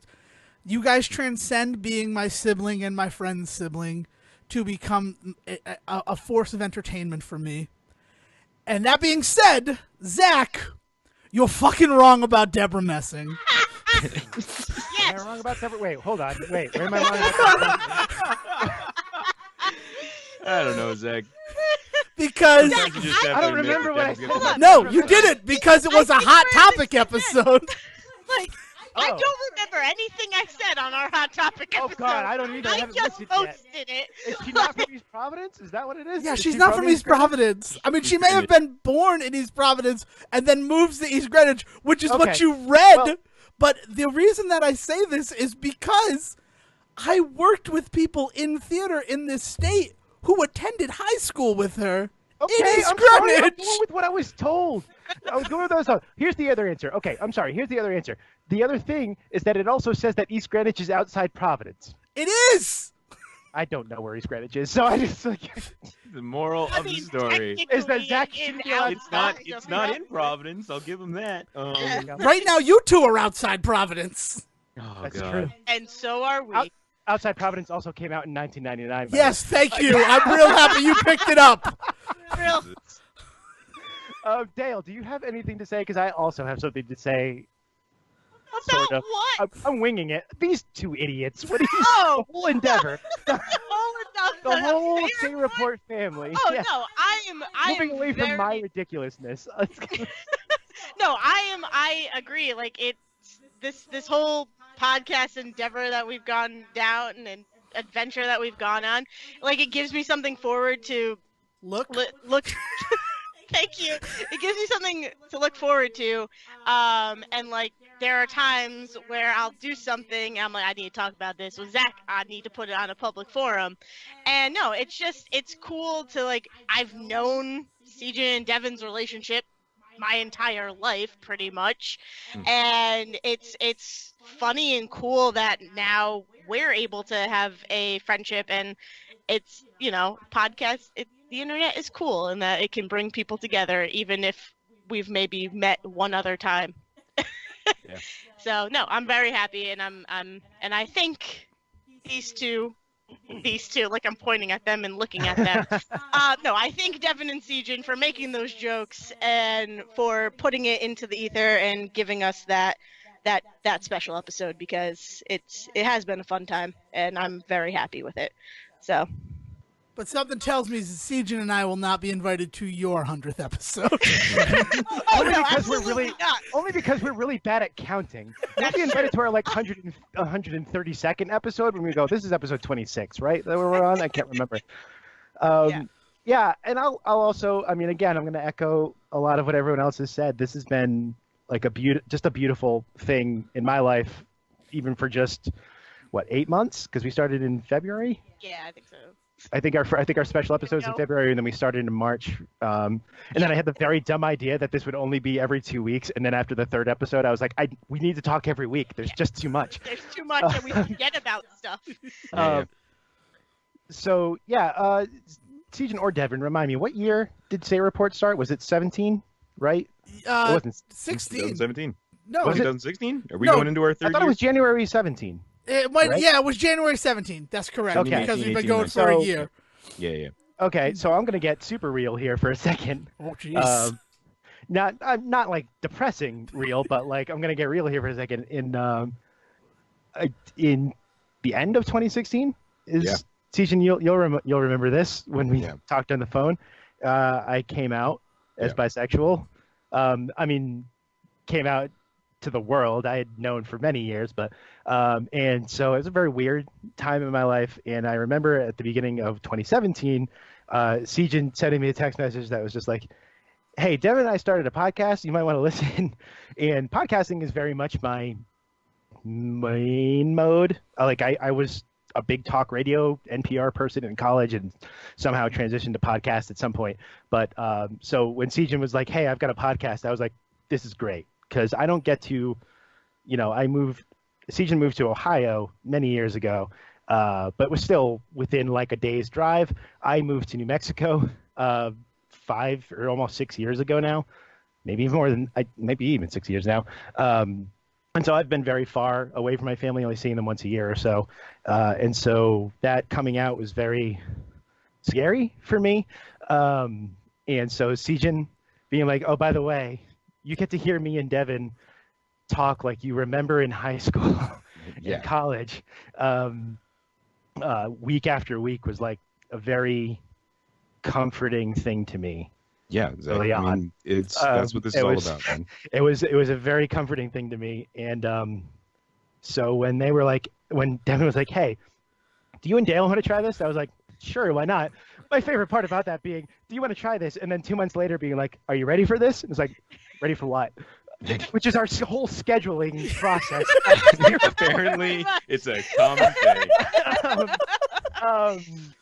But so the idea that I got to do any form of podcast, which was like this, like weekly, it is the thing that kind of keeps my brain occupied during the week, and also to have a regular conversation with someone who has become, even without meeting her in real life, one of my best friends. Yep. I cannot stress how important and amazing and wonderful the opportunity we were given was by Sejan and Devon. And I also know how important, Devon, your friendship has been to Sejan over the years. We're not a family that talks very often. We don't live together like you and Dayle do. So like, we don't get to talk as often. And so the idea that like Sejan has had someone like that to talk to has been very important. And then to be connected through this has been very important for me and for all of us. And so like, this has been, no, I'm crying. I've been crying. Yeah, sorry. This is that moment in the movie where everybody cries. Let me take it, Zach. The fact that we get to do something, have just dumb conversations about things we like. I think that's the thing. Yeah. This is the most positive thing that I do every week. Right. And I mean, I think that's something that Devon and I do think that's something that Devon and I really wanted this show to be. Was like we were both in a place in our lives where we realized we needed something just like that, Zach. And I'm really, really happy to hear that it is working for even one person out there, because it works for me, and I hope it works for Devon, because he tells me it works for him. And so like the idea that we are able to create that atmosphere and pass that on, it was the whole point. It was the whole point in this whole experiment. And so like it worked, Devon. Yeah. Thanks. And the craziest thing, the thing that like all I think of is that like, yes, we have been friends and we have been in contact since we met Sejan, but if it wasn't for your brother and that really weird Christmas party at Dave and Buster's, none of this might have happened. Before you hit on the lesbian, I just want to point out there. What the fuck? That girl you were doing that monologue to was gay the whole time. Not just at the end, the whole time. Oh, it's not like I turned her? Beautiful. No, Oh my you God. It was that exact party, Zach. It was that exact party. It apparently was that exact party, but Zach, here's the thing that I think you need to understand about me is you're gonna do that monologue anyway. Yeah, I'm doing that monologue no matter what. I just like to talk to people. I feed on the energy of interaction, and that person wanted to interact with me. And I didn't think there was going to be a tomorrow when I started speaking to that girl. Because I never think about tomorrow. I live in the now. And this show specifically allows me to do that. But let's end on Zach's very nice thing. But it is one of those things where if I hadn't gotten a weird tertiary invite to that night at Dave & Buster's, I don't know what would have happened. Proving once and for all that Rhode Island, being the very small world that it is a nexus point. Yeah. I love you guys. I love you too. I love you. Love everybody. We've lost Dale to the tears. Shut up. All right, Dev, how do we do this? How do we end our 100th episode? How do we end our 100th episode? Carefully is the only way to answer that question. But Dayle, Zack, I listen to your show a lot.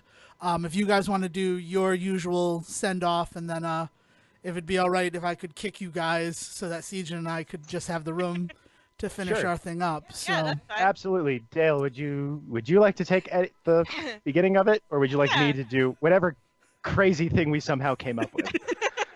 I'll take the beginning. Yeah, so Awesome. I just want to say thank you for having us on.